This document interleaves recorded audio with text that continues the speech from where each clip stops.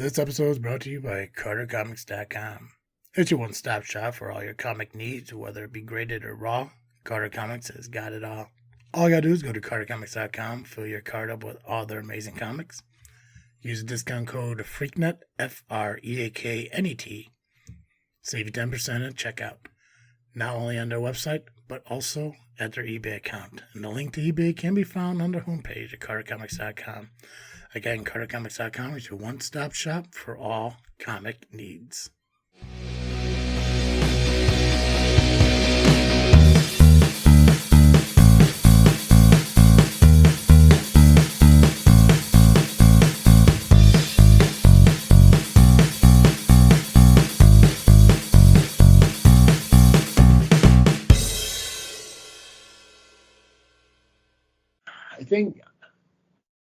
I think the weather has something to do with it, but it's just like I have this weird idea that like my body, unlike everyone else's, I mean, like everyone else, will go through like the steps that are needed for certain things, like smoking. Once you start quitting smoking, then everything starts breaking up in your lungs and everything. You start hacking it up and all that other stuff. I feel like I'm going through that, but I'm not going through it as rapidly as everyone else. Like I haven't smoked since the end of May. Right. And just now, I think I'm finally in part one of lungs clearing out. Gotcha. So yeah, so I don't know. I just hate like when I'm sitting there and I'm talking on the phone, or even like right now, I feel it building up right here. And especially when it's at work and I'm like, somebody walking by as soon as I'm trying to get their attention. I don't know. I guess I hate it. I mean, I know if at one point during our show that we're doing right now, I do that and somebody off to the side is having to say yes, I'm going to be freaked out. So so cool thing. By the way, thank you for tuning in. I'm Travis T. And Cartoon Joe. Cartoon Joe didn't know we were doing a cold open. Here we are. It's whatever. Nope, I had no idea. Right? It's like, wow, Travis T feels really odd right now. That's because I was. That's because I was. That's the thing, because I loved when we were doing the cold open stuff because it's like so much of our pre-show conversations were entertaining. And it's like, it's stuff definitely like the haircut I got when I was talking about the barber and everything. And that's the thing. I don't even know what to call her, like, because she's not technically a barber. Just, she's a hairstylist, but, when a 35-year-old heavy set, guy says like, oh, I'm going to go to the hairstylist today, people look at you like, oh, that's cute. Get my hair styled. Right? Go get my hair did and stuff. Yeah. Yeah. I finally got to the point where it's like, yeah, I got a haircut appointment. Yeah. Because back then, not back then, but before, I was just like, oh, yeah, I'm going to go to my hairstylist friend and get my hair trimmed up and everything. But yeah, for anyone who saw the last episode of this freaking show, completely different. Beard is trimmed up and looks a little bit nicer. Hair's all done. What grown-ups should be doing is making themselves more presentable in life. Like I'm okay with people wanting to be comfortable. But I think there's a true fine line between comfortable and lazy. And I think I surf that line like way too often, I think. It's like, yeah, because I know I need to be better as being more proactive, active. I need to be more in general. And I felt like doing the haircut thing was a good step one. Yeah, there's something about a haircut that really like makes you feel like a person, and it can be very motivating. 100%. Here, I'll post the pictures in the video when I do the editing and everything. But I want to show you two. I'm going to send you two different pictures in Facebook Messenger. And if you really, really look at it, you'll be able to see the difference in the before and after. Not just the physical image, but my facial expression. Because in my mind, when I took both these pictures, I was making the same face. But, so, this is what I looked like before. To me, that look was the same as this look. And then when I sat there and I looked at them both and kind of, it's like, oh, well, okay, so yeah, the hair looks better, the beard looks better. Looking at my face, the long-haired, pre-cut face that I have is a face of uncertainty. To where the freshly cut face, like, this feels good. And I think people don't really appreciate how well getting, your hair cut, your beard trimmed, even your eyebrows trimmed up, then back of your neck all cleaned up and everything, how much that could really just, like, subconsciously make you feel better. Mm-hmm. And and I got Kelly to thank for that. She's been cutting my hair for a little over a decade now. And I told her flat out the very first time she cut my hair, I told her flat out, like you are the person I'm going to be coming to going forward. There are 3 things in my life that I value physically on my person more than anything else. And obviously, it's not my health, which it should be. But it's hair, eyes, and beard, because I believe those are my best features. I believe from neck up, gorgeous. Neck down, gross. Like a dirty bag inside the dumpster fire. Like, you can't even melt it because it is so encased in, like, goo. Like, it just will not burn. Like, that's how neck down. Ugh. But up, I look great. I am very photogenic neck up. High angles, looking down, it just works. So I take pride in this for the most part. Clearly, if you look at the video stuff, you see I got, like, weird bags under my eyes. That's because I haven't understand the concept of sleep, how necessary sleep is. So, yeah, it's a process. Yeah, it's utilizing that CPAP every single day, but also getting into bed at a decent time. In a non-military time, single-digit bedtime is something I also need to work on. That's tough. It is. It's just because the thing is too is like, and I can't blame it on JFW for Monday, because we could, sometimes we record at 5:30, sometimes we record at 6, and we may get done somewhere around like maybe 7:30, 8 o'clock. Sometimes we'll stay on and talk a little bit afterwards, but not that much longer and stuff. But then for the next few hours, I'm just rambling around the house. It's just like, there's no reason for me to be up at 11 o'clock looking at my phone and looking at Instagram videos. Like, there's just no reason. Like, I should be sleeping. My alarm goes off at 6 a.m. There's no reason I should be snoozing it until 6:40 and then running around like a chicken with my head cut off, trying to jump in the shower, get cleaned up, get Cooper out, get my stuff together, get dressed, and get out the door and on the road. So those are more like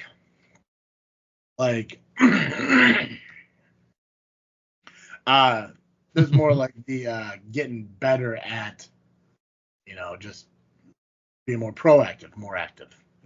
Very similar to the conversation we had before. It's like if I want the change, I have to be part of the change. If I want the results, I have to enact those results and stuff. I can't just have the expectations of, I'm going to go to bed and then I'm going to wake up and, I'm just going to wake up and I'm going to want to get out of bed. Like, absolutely fucking not. Like, I deprive my body of so much sleep all the time. It's ridiculous. Perfect example. Just last night, which is kind of why I'm thinking about this so often now. Or not so often, but why I'm thinking about it at this moment. I went and got my hair cut after work, and my appointment was at like 5:30. I was late because I was doing work stuff. I was late, but she was cool with it. I didn't get home until, I think it was like 7:15, quarter after 7, 7:30. And I played this Grand Theft Auto role-playing game. I think I've talked about it. I may have mentioned it to you and stuff like that. Mm-hmm. And they have they call them storms, but what it is, it's just a reset of the server, and they do it every, every 6 hours. And at 7 o'clock Eastern is the evening storm. Now, if for us, 6 o'clock. If I'm not in that city by 6:08, not getting into the city. There's way too many people trying to get in. There's a cap of 300 people. And if I try to get in at like 6:15, I'm going to be in a queue waiting to get in of like 80-something people. It's like I'm not going to sit there for hours on end hoping to get into the city. So if I'm not in by 6:08, I'm not getting in. That's it. I'm good. Not getting in tonight. It's fine. But it's whatever. I don't. It's okay. Is that just to give everyone an opportunity to play? What do you mean? What does the reset of the server do? Does it just kick everybody off and get rid of clear the cache? Yeah, stuff like that. Yeah, make it just to make it easier to run and stuff. I was talking to which is cool because I've actually met like a friend that now I talk to out of city from the city. She's a really cool person, lives in Florida. She's a first responder. Hopefully, everything. I know she's been working like the first responder war room stuff during this whole hurricane and everything. So, but she's doing okay. Hope everyone else in Florida is doing okay is it Hurricane Helen or Helene? It's Helene, right? Yeah, Helene. Helene, yeah. So hopefully everyone's doing well over there. I don't know what the status of it is today, but I know over the last couple of days it's been pretty brutal yesterday. So, it was really bad. So she's good. Hope everyone else is too. Hope everyone else is staying safe. So, but we met in the city and we were talking. And now we kind of built a friendship outside the city where now we chat, here and there and everything. And she's a cool person, awesome person. Where was I going with that? Waiting to get in, yeah. Anyways, yeah. So I was telling her, and I asked her, and everyone in the city is amazing. This is me just being conspiracy theorist. Don't believe, no proof of it, but I don't know how many people could truly be in a city at once. I don't know the size of servers that allow how many people to be in at a certain time. Because when I first started in the city, the cap was 250 people. And I know before that, I think it was like 200. They were able to increase it up to 300. But obviously, with 60, 70, 80 people still in the queue, still not enough room. So in my mind, I'm like, I wonder if there's a way to get 400 people in the server at once. Now, obviously, more people means it needs to be a bigger server, whatever, however the process works. There needs to be more in order to run smoothly. I understand that. My question is that they sell VIP tiers. VIP 1, VIP 2, VIP 3. It's like 10, 20, 40, or 10, 30, 40, or 10, 25, 40, whatever the hell it is. Sure. And depending on the tier you buy is what gives you priority inside the queue. So a guy like me I'm not a VIP member at all because I'm trying to, for the first time in my life, I'm trying not to put money into a game I'm playing. Yeah. Because then, which with this, other than VIP tiers, there's nothing else that's really money, written, you don't put any money into it unless you do the monthly VIP tiers. But I don't want to do that. I want to be able just to play the game. It's like, hey, it's free, Yes, I bought the game. And yes, I bought this computer to play it, but that's it. I also use the video to edit. But yeah, so that's about it. I don't want to do the monthly thing. So for me, when I get into the tier, like I am just basically like the last person to get in compared to the VIPs. So if I jump in, there's 30 people in there. I'm 31 of 31. And anyone who jumps in at my level is now behind me. Now, anyone who jumps in VIP 1 will go to the front of the line of the non-VIP people. So now I'll become 31 of 32. So if I'm 31 of 31 and somebody else jumps in, now I'm 32 of 32 if they're VIP 1. And if I go down and non-VIP people come up, if I'm 15 of 28, a VIP guy jumps in, I'm now 16 of 29. So it's kind of showing. Gotcha. So I never lose my spot to the other non-VIPs, but I will to VIP 1s. But they lose their spot to VIP 2, and then 2 will lose it to 3. Gotcha. It's just how it works. And I guess somebody found a loophole to where if you buy all 3 of them, it puts you like at the front no matter what and goofy shit. The one thing I can respect about this city, I'm sure other cities are kind of like this. The owner doesn't give himself priority over anyone else. He He orders the tier system, and he's part of it too. And he will wait just like everyone else. He'll fly in just like everyone else, and I think that's pretty cool. I can respect that. I'm not a huge fan of him ignoring my Instagram messages, but that's fine. Different story. That's cool. It's fine. Oh, my Sophie did it for a while too, and we rectified that, so we're good. Anyways, I have this weird conspiracy thought that maybe the reason they're not opening it up to 400 people is because they want to sell those VIPs. I could see that.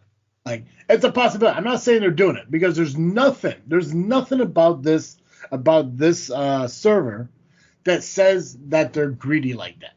None whatsoever.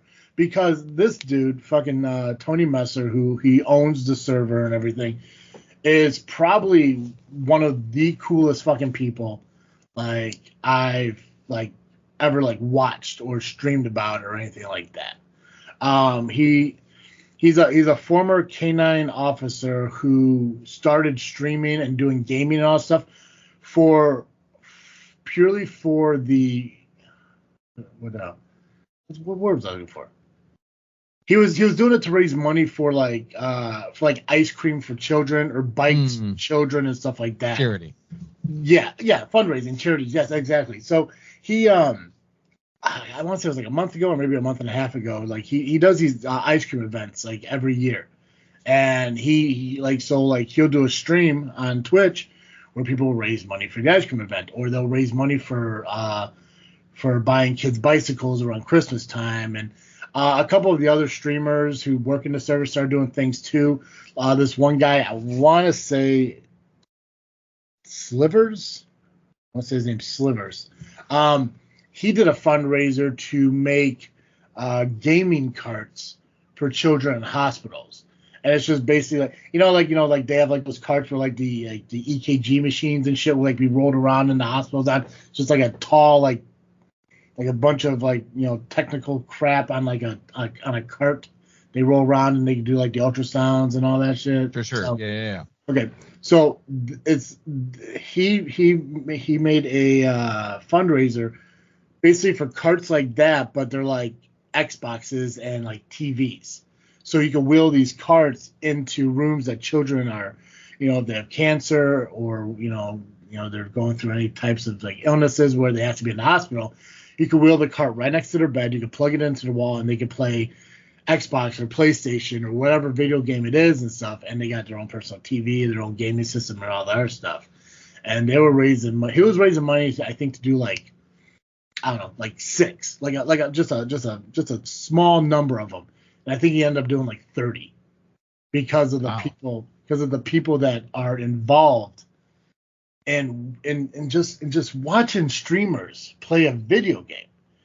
You're able to do that. Like when Messer did the bike raffle, I don't know these numbers off the top of my head, so you can correct me all you want if you hear this and you know the numbers and stuff. It's the difference in what it was is what's phenomenal to me, because when he did the bike raffle, I think his goal was $5,000.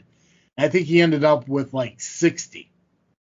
So he's able to obviously buy a lot more bicycles and stuff like that, and it's just a cool thing. And I know his whole reason for doing all this is obviously doing for the community, for his own personal community, but now it's become this community of followers and subscribers and stuff. But he also wanted to bridge that gap between first responders and civilians or non-first responder people, to show that obviously with the George Floyd stuff and everything that happens, not everyone's like that. Not every law enforcement officer is a bad person. There's actually good people out there who want to do good things in life. And that's one of the big reasons why I got so wanting to play this game, is because that's a cool fucking dude. And what him and his friends doing these fundraisers and all this, the fact that in my mind is children who, and it's heartbreaking, to think about he has this trailer of all these small children's bikes that are being hauled to this area that he's gonna be handing it out. It's the fact that he's changing 50, 60 kids' lives because they couldn't have something as simple as a fucking bike. That's cool. So, nice. Yeah. So, do I believe that they're changing the server numbers, not expanding it because of the VIP pays. It's very possible. I'm not saying it is though, but it's just like it's just me thinking of like, maybe. Who knows? But they are cool fucking dudes. And one day I do believe that Tony Messer will see my many Instagram DMs and will respond, and then we can have him on the show. And nice. Then I will throw that into his face for a minute to hopefully break the ice, and then we have a conversation with a dude who is younger than us, but apparently more popular than us. And that's also something I'm not happy about. But, I mean, there's like a 5-year-old on YouTube who's making millions playing with toys or something like that. I don't get I don't understand social media and how people get famous and don't get famous, But me either. Yeah, I don't know. That was a lot in 20 minutes. Feels like forever.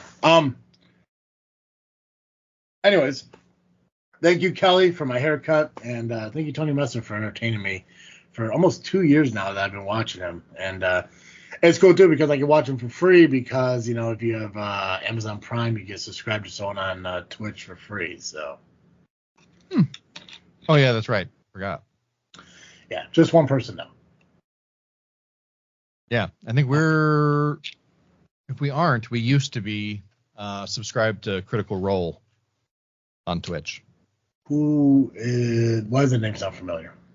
I don't know. I don't know why you would know him, but it's one of Maddie's favorite shows that she loves them. But they're that Dungeons and Dragons role-playing group made up of all voice actors. That's because you talked about it. Did I talk about it? You did. You were talking about how you were watching.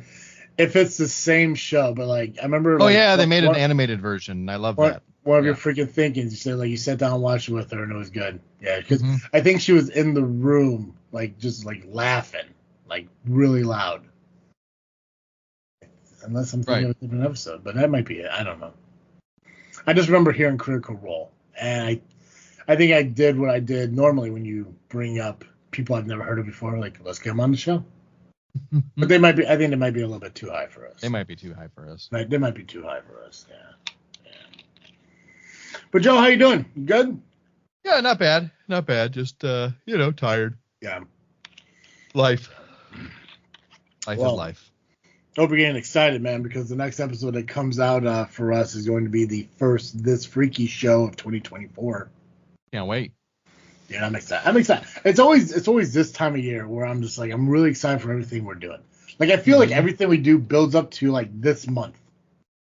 It's like it's because I think, and obviously a lot of it has to do with the vlogs, because of the work we put in for those and everything, and the fact that we could put a show out like this where we have no idea what the hell we're going to talk about. Like the only thing I came up with talking about today was the fact that Schwan's is going out of business, and we haven't even gotten to that point yet. Schwan's is going out of business? Schwan's is going out of business. I think I saw an article that says Schwan's are, I think it's called Yella now, like Lyellah or something like that now. I think is closing up shop in November. Wild. Yeah, which was upsetting, and it was somebody put together this weird little video. Yellow. Yeah, somebody put together this weird little video of if they were to use the song "Time of Your Life," it would fit perfectly with it. I don't remember what song they did use. It was on Instagram, believe it or not, and they're just showing like all like the different things, like the little cups of ice cream with the wooden spoons, and I love those. Yeah, like chicken fingers, and honestly, like, as much as I'm like, wow, that really sucks, I forgot they were even a thing because, I mean, living at home, I remember early 2000s and shit, like, the Schwan's truck would just be driving down the road. Like, I just assumed it was just like a more extravagant ice cream truck. Yeah, like I mean, it kind of is. Right? Like, moms could just run out there and be like, oh, give me a bag of chicken fingers and some ice cream pops, It's see, that'd be smart. We're like that. But maybe that's what, if they did that, they probably wouldn't go out of business. Yep. Like, oh shit, what am I gonna make for dinner? And then all of a sudden, just some chiming music starts playing, and they're like, shit, Schwan's. They start running out, with their husband's money, not being sexist, just whatever. Oh yeah, but it's the vibe of the company. It's very 1950s housewife. What we're trying to do to help the women, right? The convenience for the mom at home, the wife at home and stuff. I just wanted to use it as a reference of like a child right now with their parents' money. But right, yeah. So, but yeah, like them running out, I was like, oh my god, like let me get some frozen gnocchi and some garlic bread or some shit like that. You know, I was like, yeah, here you go, and then take the money and everything. You know, that's probably a better business model. So Schwan's take the next 4 weeks and turn it around. Adult ice cream trucks, well, food trucks. Yeah. Should. But yeah, no, they're closing down. And then because at first I was like, what the fuck is yellow? And then it said Schwan's underneath. I'm like, oh wow, I didn't even know they're in business, but said they're going out of business. So dang. But yeah, it's interesting that we could go from shows like this where it's like, I don't know what the fuck we're gonna talk about. We're just gonna ramble and some funny, entertaining shit's gonna come out of it. To okay, this is what I have planned for the next 6 episodes. Yeah, that is nice. Yeah, so because I mean, other than this freaky show, we have like the Oscar episodes we kind of planned a little bit for, but the goal of having a guest once every month clearly died in 2021. But we need to bring people back. Somebody needs to come on this show. Well, actually, I did have Apex or Matt Stoffel on a couple months ago. Nice. I did do that. Yeah, we're gonna get more people on here. I want to bring our cousin on because I want her to therapize me. Mm-hmm. I want her to find out what's wrong with me. So, don't we have 2 therapists in the family? They're psychologists, or what are they called? I don't know. If we do, which I think it maybe only just be 1, but if we did, or if I know 2 psychologists or whatever they're called, I want to get them both on the show, and I want them to just listen to me for like half an hour. I want to see if they come up with the same conclusion or what their perspective of. Oh, that'd be interesting. Yeah, because I want one to be like, you just sound like a really nice guy, and then the other one be like, you're a psychopath. Just be like, let's talk to the first one. Like, let's go back to this nice guy thing. Like, what is it about me? Yeah, we'll save Psychopath for Scary Show. That's right. That's this freaky show. Yeah, October 2025. Yeah, we'll release that part of it. But because that was the one thing we had an idea at the last family wedding we were at together was we're just gonna have every family member who has a unique job and just come on the show and talk about it. You know? Yeah. We do have a lot of unique jobs in the family. Oh, see, I mean, even if you look at it, GCR is a farmer, part-time farmer. Part of the year. Yeah. Paul raised dogs at one point in his life. I mean, that'd be interesting to talk about breeding and everything. Carl owned a mechanic shop, talk about, owning his own business. I'm sure we talk about Interstate Battery for a year and a half with everyone who's involved in it. Oh, yeah, if we just had only them on, easily. Right? Yeah, no problem whatsoever. Oh, Joe, you're a pastor. I mean, there's unique. Michael works in an automobile plant. Plant. What the fuck? Yep, and he's done almost everything in there. Yeah, so it's like, find out like is the car industry really struggling? It's like, what was it? Farmers, Josh. Yeah, well, and you got like industrial farmers with what GCR does, and then you've got like individual like independent farmers. Yeah. Insurance. Maybe. Oh, we can because we have one cousin sells insurance, right? Yeah, Josh. Yeah, maybe he could talk about why my insurance costs so fucking much. Terrorists. They kind of are. I just not him or necessarily his company. No, just the insurance as a whole. It's like It's like, hey, you want to survive? Cool. I'm gonna take every dollar you have in order to survive. Mm-hmm. Like, oh, you want to be healthier? Cool. I'll cover this, but not this. It's like, why don't you just cover all of it? I had that conversation with Kelly yesterday when I was getting my haircut because we were talking about how I started taking like these dietary supplements, this medication to help curb my appetite. And big shocker, they don't work. And not for the sense of like I'm getting fatter being on them. It's just the whole idea of them is to curb my appetite and to prevent me from wanting to be hungry. But that's not my problem. My problem is losing weight. It's not It's not like I'm constantly hungry throughout the day. It's like, oh good, I'm eating because I'm fucking starving. It's like I barely fucking eat and I just don't lose weight. So, but we were talking about how like things like that aren't really covered by insurance. Like, like insurances don't cover, like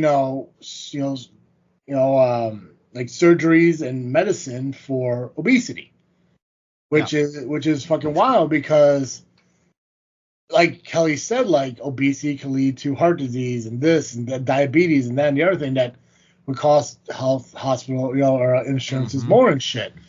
And she's right. And it's like I was telling her, my belief about it was it doesn't matter if it's health insurance, if it's car insurance, if it's homeowners insurance, whatever the hell it is.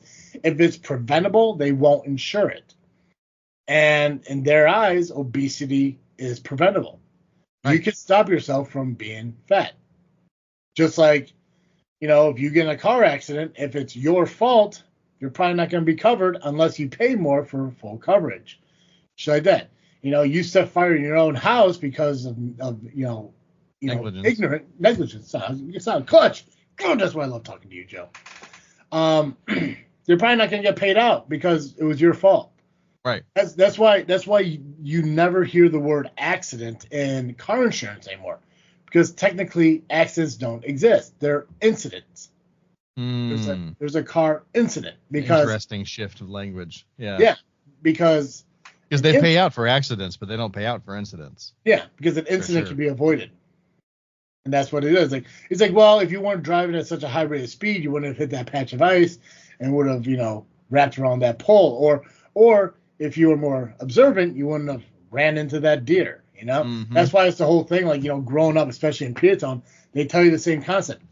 If you ever have to file a claim because of a deer incident, the deer hit you. You did not hit that deer. Right. The deer hit you. Which was a perfect example for my mom because a deer truly did hit her. Ran out and literally slammed right into her car door. Yeah, I forgot about that. And the insurance wanted to claim that, like, well, she technically hit the deer. And my mom was like, how did I hit the deer with my door? Right. Explain that. Like, so it's wild, but that's... Show me how my car drives sideways to do that. Right, yeah. So he's like, I'm not out here Tokyo drifting my fucking vehicle. It's like, oh, shit, But that's what insurance companies are, And I feel bad for, like, the agents who have to follow those policies. It's like right now, it's like, dude, like when I was driving my pickup truck, I was paying like $98 a month for my insurance. Woof. And now I guess that's probably not that much different from what we're paying for insurance. It wasn't horrible, but now I got my Chevy Malibu, and now I'm paying $166. And jeez. Yeah, and I called a buddy of mine through the wrestling company that I work with. He's a insurance agent and all this other stuff.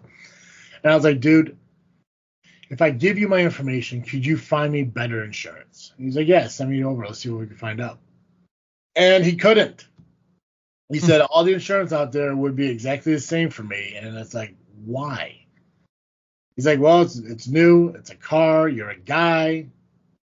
Yeah, but you're over 25. For goodness sakes. Yeah, apparently that's what the insurance rates are now. And which is wild because when I first got my car, my insurance was $125 and somehow it went up to $166. And I talked to another friend of mine, Kelly, again, who was doing my hair because, when you're in a salon, you get a little chatty. Oh, yeah. That's one of the best parts, really. Yeah. Yeah, she found out through a friend of hers that State Farm is inflating their costs because they need to make up for some money that was fucking being out or whatever. Yeah. I think it was COVID related. I don't fucking know, but gotcha. It's just it's probably my fault because I think that that guy that that we hit bicycles, he sued my homeowner's insurance. And I'm pretty sure there's like a personal injury section of my homeowner's insurance that is like $100,000. So I don't know how much he walked away with because I wasn't part of any of that. I just got the notification that it was over. But I know my rates went up after it. They don't tell you how much is paid out? I might be able to ask, but Yeah, No, they didn't. That would drive me wild not knowing. Yeah. Honestly, it took so long that I was just so relieved it was over that I didn't care. I was just like, I don't even want to know about it anymore. I'm so over it. Right. Put out of sight, out of mind. Yeah. It took like 3 years, for goodness sakes. And the thing about those situations too is when you watch TV, especially like crime shows so much, you start looking at shit like your situation, like, was it avoidable on his end, or did he intentionally cost something because there's a payout for it? Now we've talked about it. We're not going back into detail on the situation and everything, but we know there are several faults. But I mean, like, people who like inadvertently walk in front of traffic to be hit by a car and shit. And it's wild that people are out there doing that stuff. And it's like, how do insurance companies, and maybe that's why it took the 3 years, like, are verifying that these incidences are truly accidents and not intentional ways to get some money. Right. I'm not saying that that's what this guy did, but it's like, how do you know that shit? It's like, how does he know that? Like, he's like, I'm certain that. So Maddie was in an incident 5 or 6 years ago, and they both it was like, like near sunset, and the light was in her eyes, and she didn't see the car in front of her stop, and we legitimately don't know if he just stopped suddenly and she didn't catch it right away, or if the sun was in her eyes and she hit him. Yeah. It doesn't matter. In Illinois, it's both parties are at fault. Regardless, they went together to file their police report so that, everybody is on the same page and stuff for their insurance purposes. Yeah. And, when he went in and did his report, everything was fine. And about 2 weeks later, we got a notice in the mail from one of those personal injury attorneys that you see the billboards for.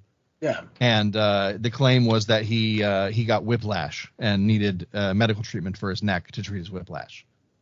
Dude, and what kind of puss, and I'm sorry for using that word, isn't going to openly talk about that in person and wait till he's away from the person he's involved in the incident with to start making up shit. 100%. I get that there's like some residual shit that may come up, like, like maybe lower back pain and stuff like that. Right. I'm no doctor, but whiplash is going to be something that's going to be instantly noticed. Right away. Like, yeah. It's like, but the fact that he's like, and I hate people because it proves that they're fucking fake people. It's like I'm going to be, hey, mistakes happen. We're cool. We'll figure this all out. Accidents happen. We're good and everything. And then all of a sudden, let's go fucking sue somebody. It's like, oh, my neck is killing me. It's like, you motherfucker. It's like, yeah. And like that's almost like the function of auto insurance at this point is it's not really to protect you as an individual necessarily. I mean, it is, but it's a way for people who make money suing people to make that money. Yeah.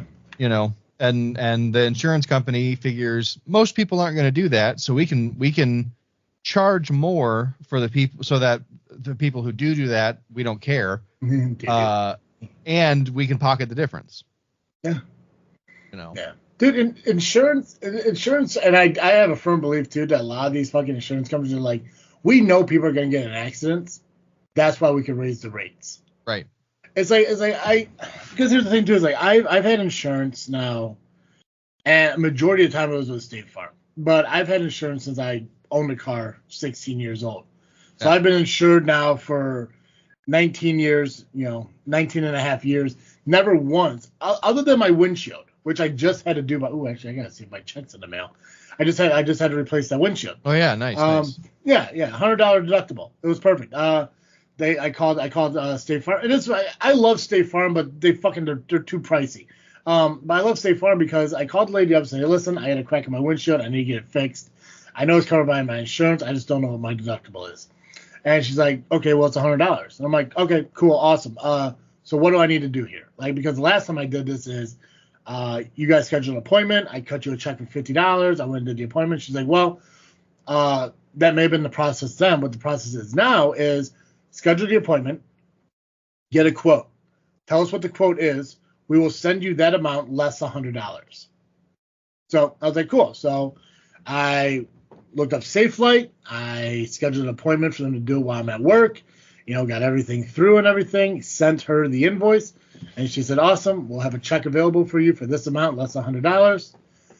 You can either pick it up or we can mail it to you. Well, I couldn't pick it up because by the time I got off work and got there, it'd be closed.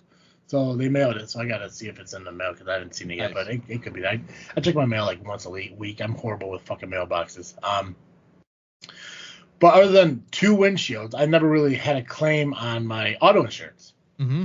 Which is actually wild because actually when I filed for my homeowner's insurance for the hail damage, I don't think my rate went up. I don't think my premium or my rate went up. So blessing on that. Thanks God.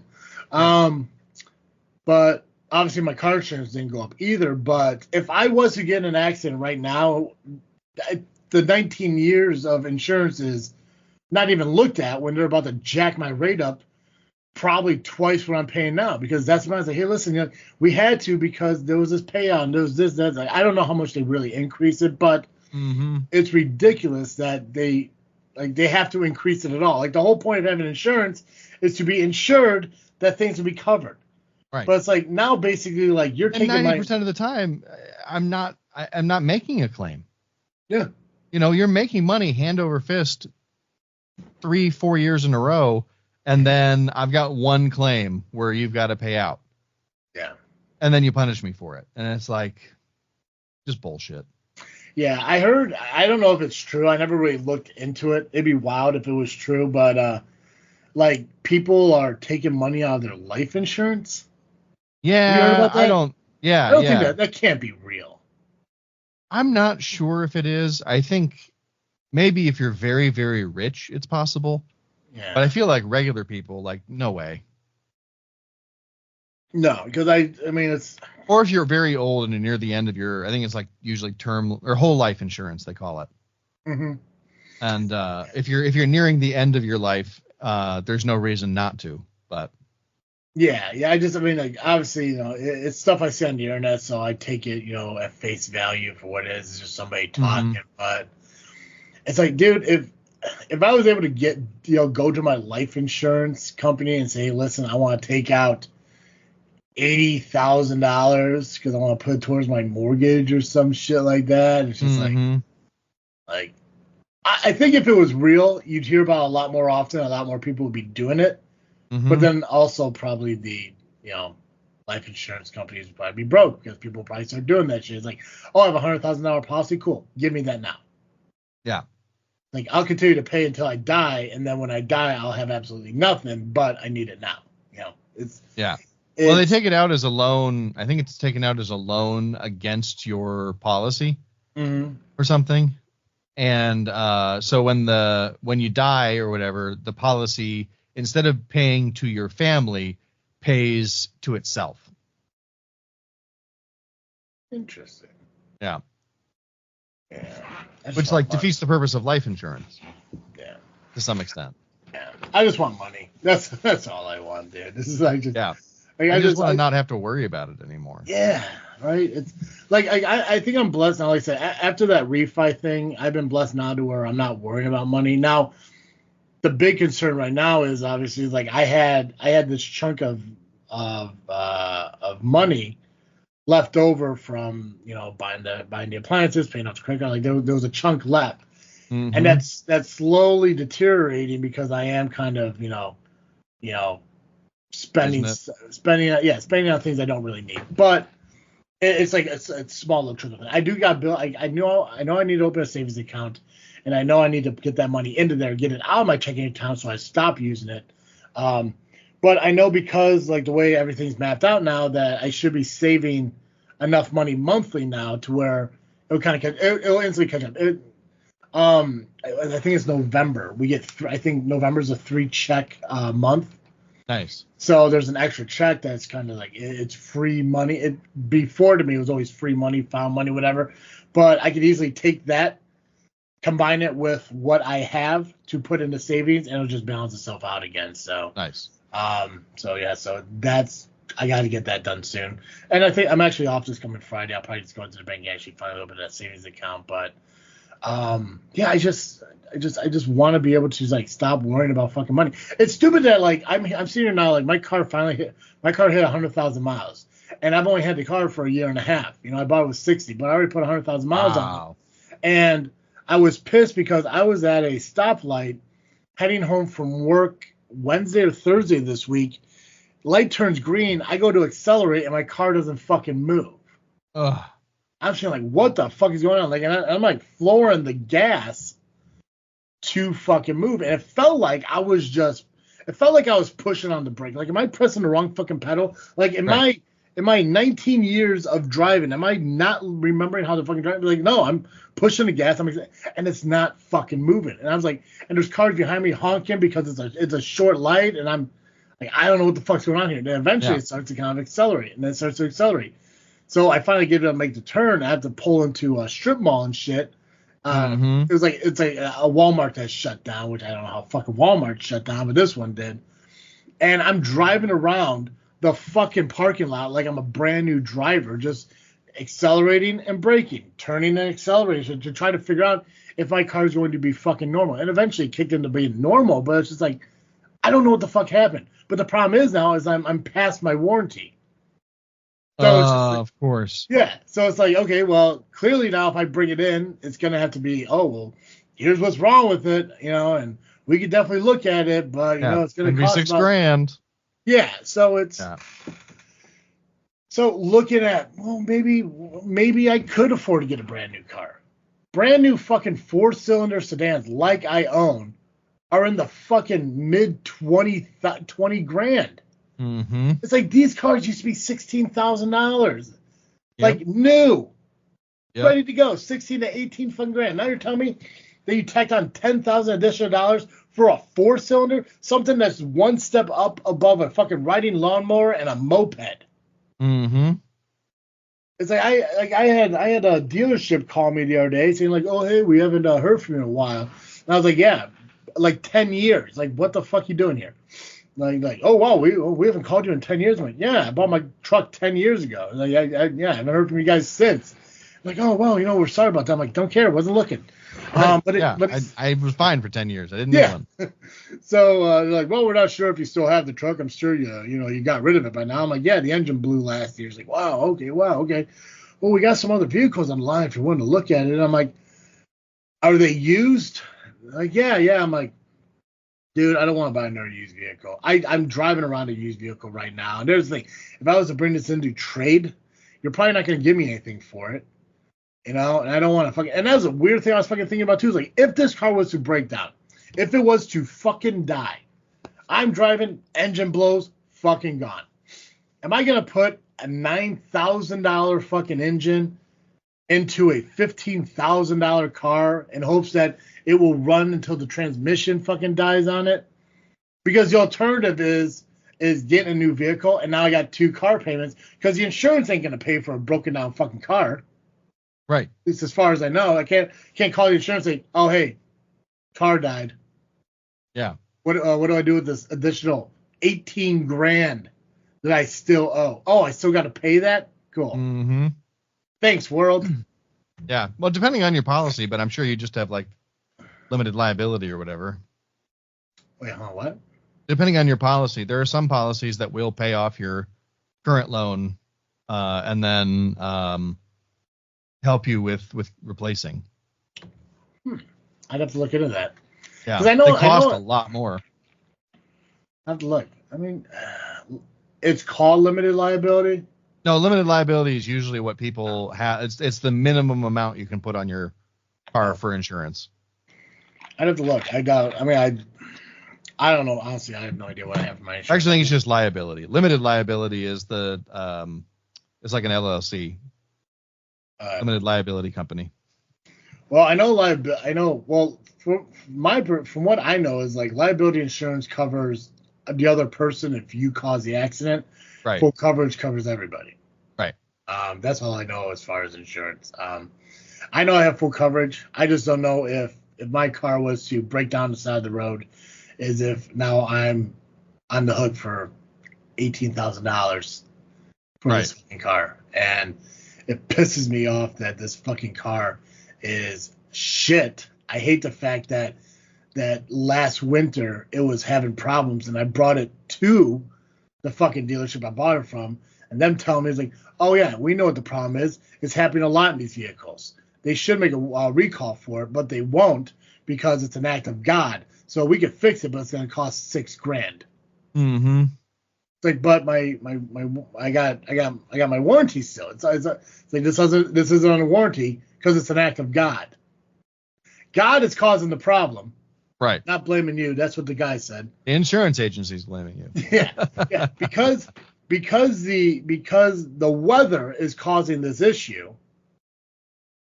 Warranty won't cover it because it's not their manufacturing, it's the weather causing it. So it's not an issue with their equipment, it's the weather making the equipment not work, which is wild because they can replace it with a part that won't be affected by winter.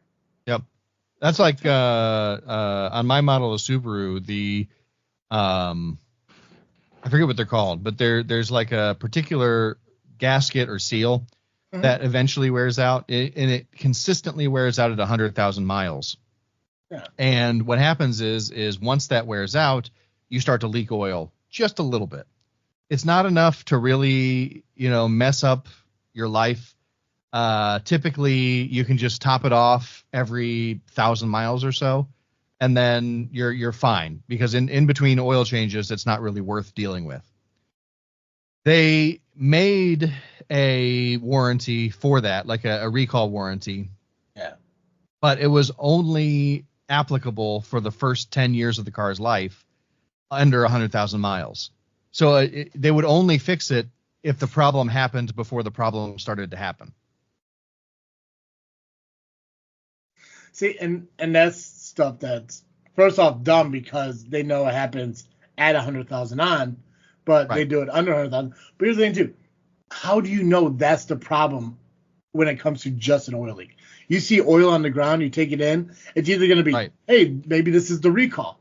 But then they find like, oh, it's not that. It's actually a different gasket on a different line. Well, for me, I have never seen any oil under my car.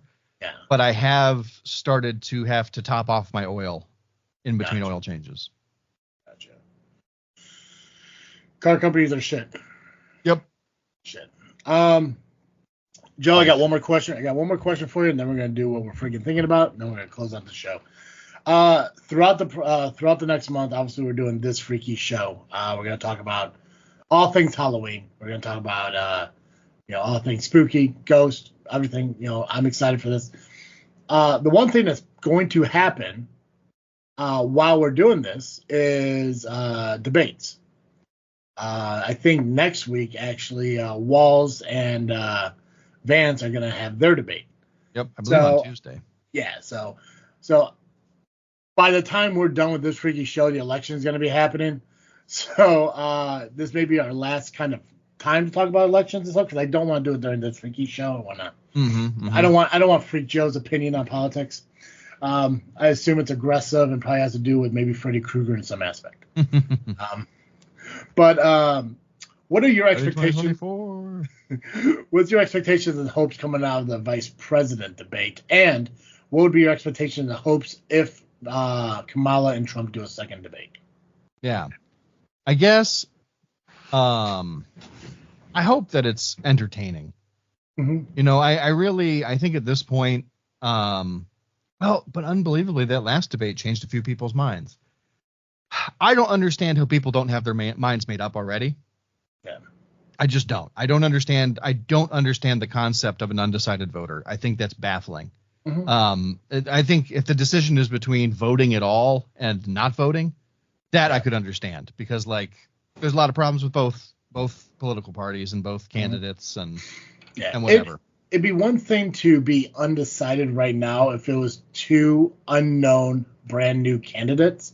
Yeah. But from the perspective of what I've seen, other than maybe some slight mind changes, their policies aren't different. We've seen what Harris is willing to back over her vice presidency over the last nearly 4 years, and we know what Trump's backing over his president term, with his 4 years.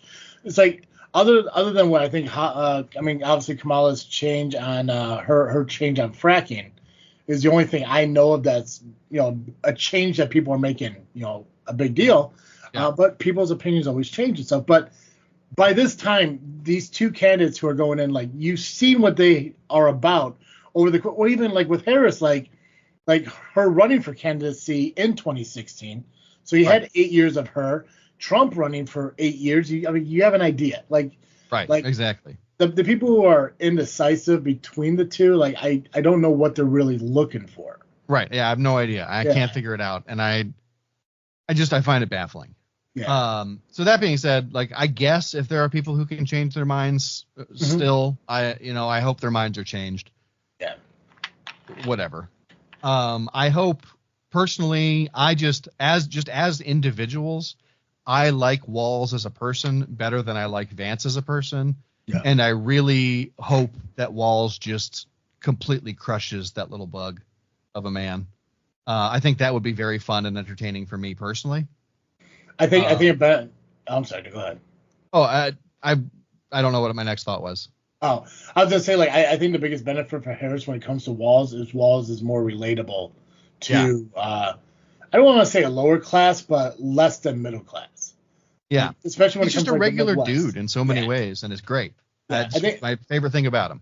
Yeah, I think the struggle with Vance is, and it's just an opinion, I'm not 100% confident on it either, is that he wants to come off like that, but I think his higher education personality kind of prevents that sometimes. Yeah. But that moment when he walked in the donut shop and she's like, "What do you want?" And he's like, "Whatever makes sense."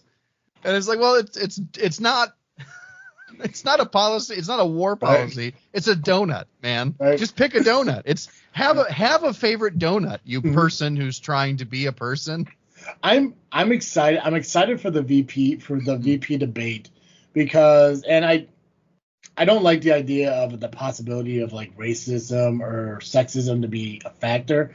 But I know, like, when it comes to, like, Harris and Trump, if Trump says one wrong thing about her, it could come off as either, like, it's because she's black or Indian, or it's because she's woman, and stuff like that. It's gonna be two white dudes.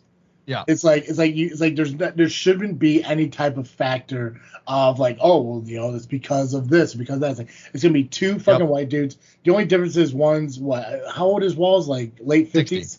Is he 60? And then Vance, I think, is like in his mid 40s or some shit. That no, he's like 38. He's young. Is he really? Okay, yeah. Damn. That's wild. Let me double check.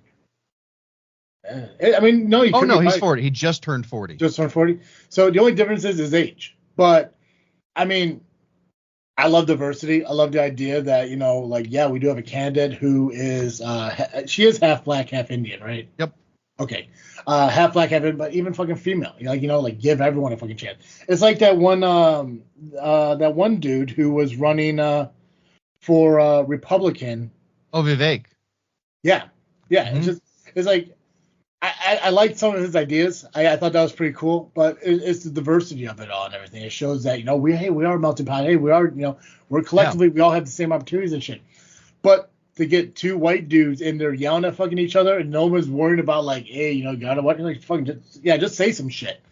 Especially, I don't know where Vance is at, but again, two, like, good old boys kind of fucking just going at it. Like, let's see what fucking happens. Like, you know what? Yeah. If they start going at each other, just keep it going. Like, it's like one of those things, like when you see a child about to put a fork into an outlet, it's like, well, hold on a second. Let's go. Let's just go. Yeah.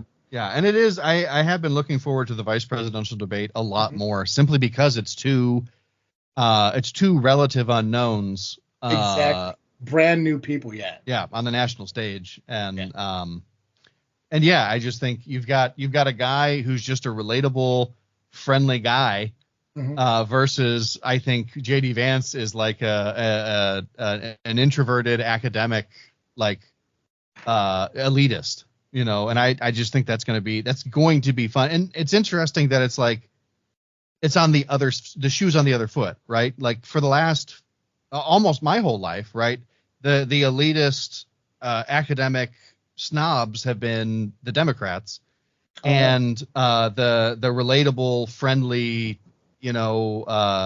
whatever has been the Republicans usually.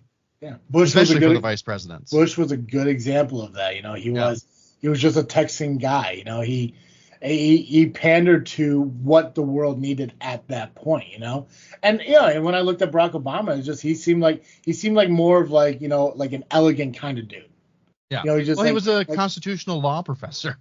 Exactly, like just well kept, and so it's going to be interesting. And then that's the thing is like when you look at the candidates now, Harris, proper, I think maintains composure well, and she got Walz, who is more of like a down home Midwest guy, and then on the other end you got Trump, who's more relatable as like just like like he tries to be proper, but I mean he's definitely the dude who even in his 50s will go do shots at the bar with you.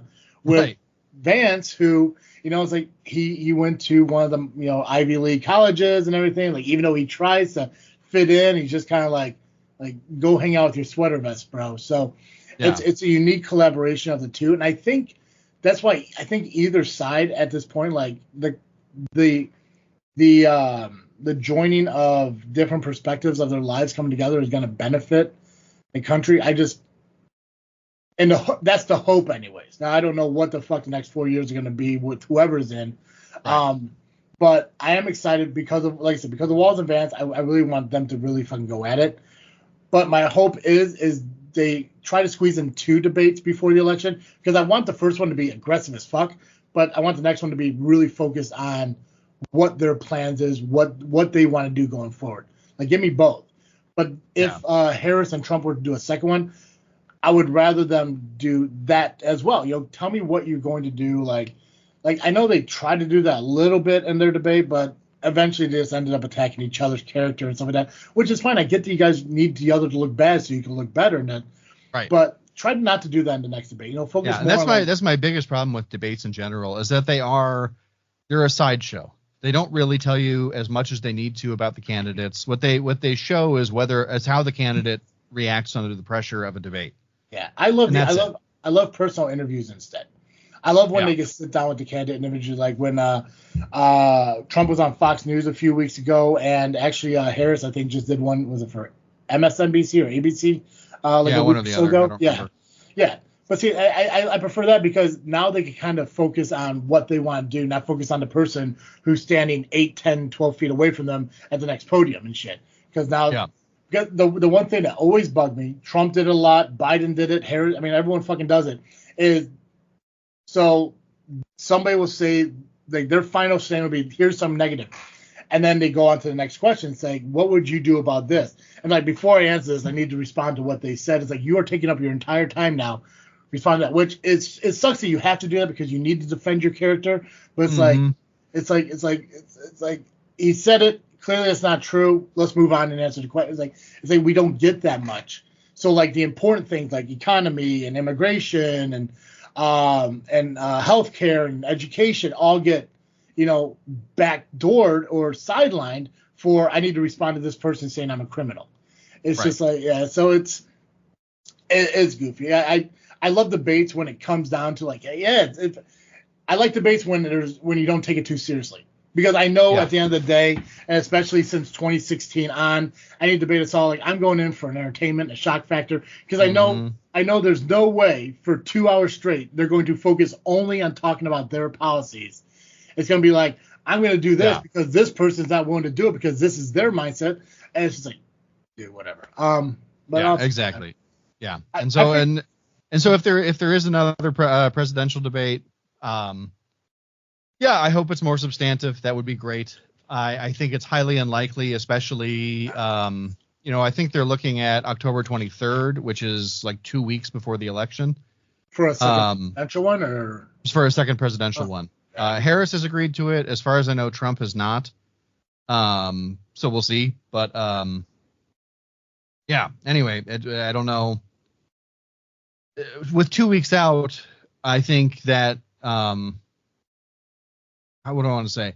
When you're 2 weeks out, I feel like anybody who cares about policy should have their mind made up. There shouldn't be anything that is surprising 2 weeks out. Mm-hmm. And so it's all about vibes. And so I think the next debate, it might be fun, it might be interesting, but I think it is just going to be a fight rather than an actual debate, and that's going to be a bummer. So the only I don't know if I even consider it a hope. I think it would be interesting if Trump decided not to go, and then Harris just did a town hall for 2 hours. Mm-hmm. That's the only that's the only, to me, really interesting, for me personally, possibility. Yeah, I think them just being talked to by themselves, it gives them, first off, could kind of let their guard down a little bit to allow them to speak freely and honestly about what they want to do. Like I said, I love debates for the entertainment value, but when it comes to actually learning about what I need to know, I'm not going to get that from there. Like it'll pop up here and there, yeah. Like, but there's always a rise in aggression when it comes to these. So yeah, as an entertainment thing, fucking on board. Hell, you know what? Put it on Netflix and just let them say whatever the fuck they want next year. Or next in 4 years. I don't care. Yeah, who gives a shit? Let them say what they want to say then. But no, like you said, do the town halls, do the interviews, do your campaign trail stuff.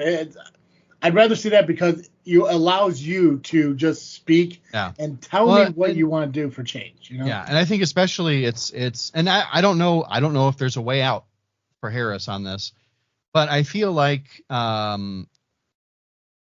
she has pivoted already to, rather than being the person she was in 2020 or the senator she was in 2016 or anything like that. I feel like her Democratic consultants have forced her to pretend to be a generic Democrat.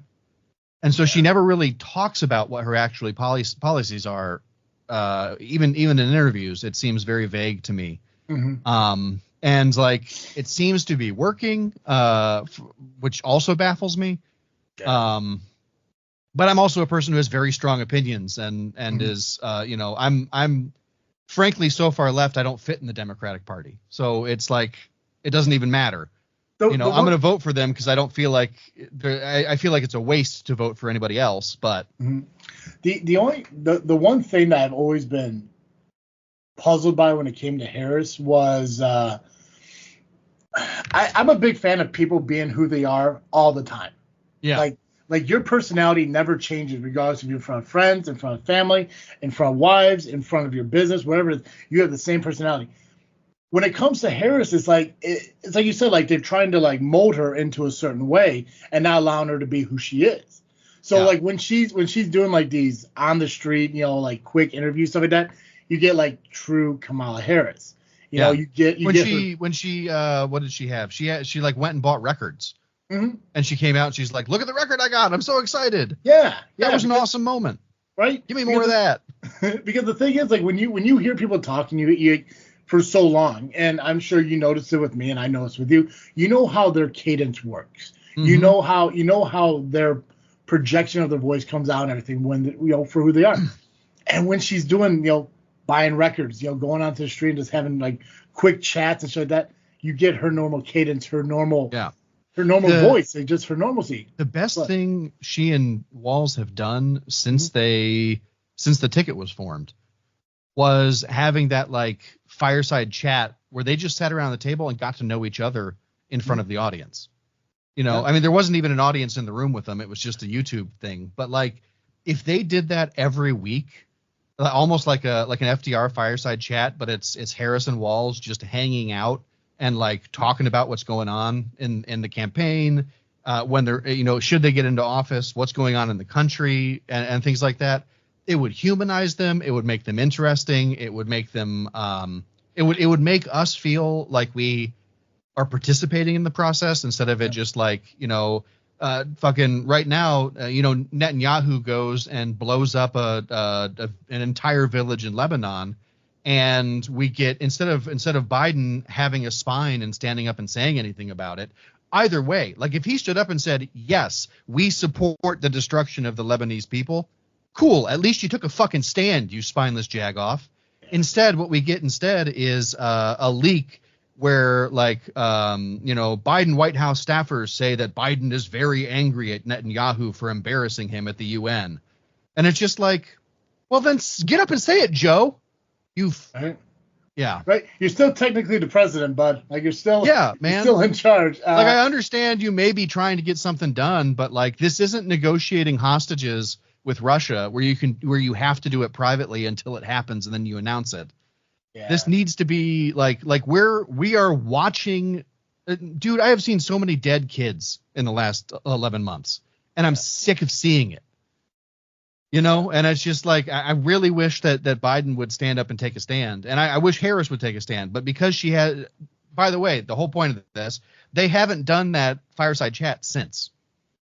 And I think it's because for about 2 weeks, they didn't know what to do. And so they let Harris do whatever she wanted. And it was great. And then the Democratic consultants took back over because they readjusted. And now they're pushing towards generic Democrat. And then a generic Democrat can't take a stand on an issue. Yeah, I'd have to look back and see if I could find it.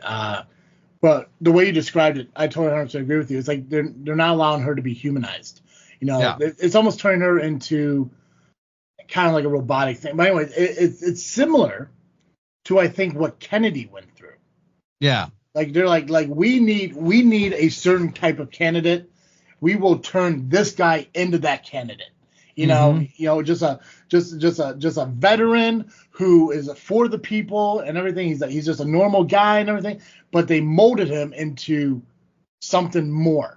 And it seems like that's what's going on again. And that's the only thing I do not like when it comes to candidates at all. Like, if you're not really who you are, it's like it's a turnoff, because if you're going to be you here, but then be somebody else over here, it's like, which one are you?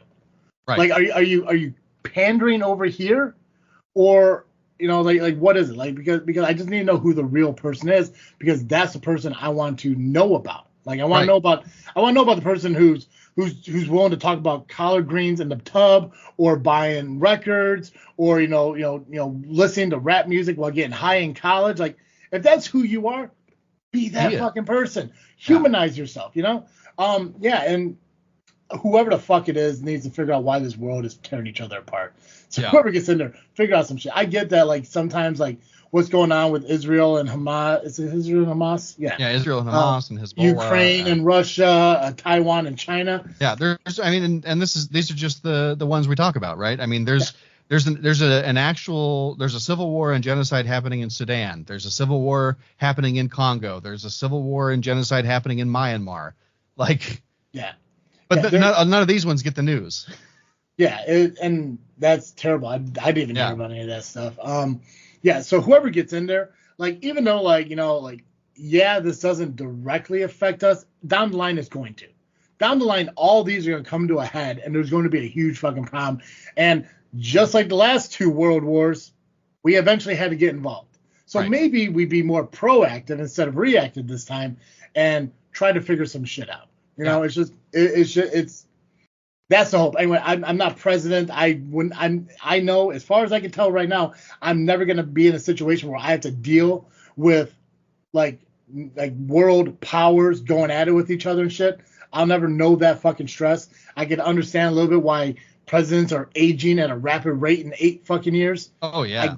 So I'll never know that stress. I'm okay never knowing that stress, but something needs to fucking happen, because if it doesn't, it's going to get a lot worse, and it's going to affect us a hell of a lot more. So Yep. So anyway, those are my thoughts. I don't know. You want to end it with that being our freaking thinking? Yeah, that works for me, because it's just Archer again. So perfect. Guys, make sure you follow us on social media, Facebook, Instagram, and Twitter, just by searching This Freakin' Show. And of course, you could listen to us wherever you listen to podcasts, just search This Freakin' Show. Or if you want to watch the video podcast, you can do so over YouTube at FreakNet Studios. FreakNet Studios YouTube channel is also the place you're going to go to watch Freaky Cemetery Tours. That will kick off with episode 1 on October 1st and go out through the entire month of October. So make sure you guys check those out. Make sure you subscribe over to YouTube and everything, and enjoy Michigan cemeteries. And this is our last episode until we hit This Freaky Show next week. So Cartoon Joe's going to take a vacation until November. So maybe by the time I talk to Cartoon Joe, we'll have a president in office that, I guess either way, we're going to have a new president in office. It's going to be historic no matter what. That's right. So, Joe, you enjoy your day off. I'll check out with Freak Joe here on our next episode. And guys, that's all I got. So as always, I am Travesty. And I'm Cartoon Joe. And thank you for listening to another episode of This Freakin' Show. I'm out.